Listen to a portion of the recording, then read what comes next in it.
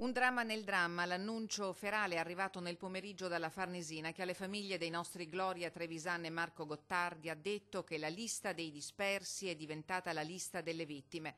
Più prudente la conta ufficiale di Scotland Yard che fino ad ora arriva a una trentina di corpi recuperati e identificati e 76 dispersi.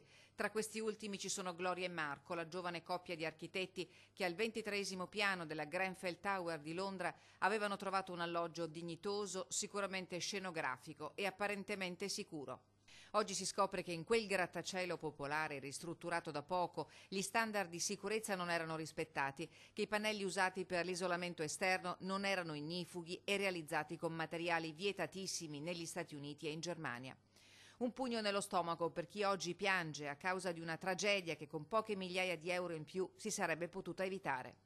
A Campo San Piero e San Stino di Livenza si vivono ore di angoscia. Negli ultimi messaggi vocali che Gloria e Marco hanno inviato a genitori e amici c'è tutto lo strazio di chi sa che non c'è futuro oltre il muro di fumo e fiamme invalicabili.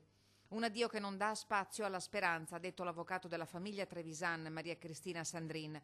Marco Gottardi e Gloria Trevisan avevano trovato un lavoro a Londra dopo la laurea a pieni voti in architettura. Lì avevano iniziato a misurarsi con il mondo del lavoro con successo in 2 studi di progettazione diversi.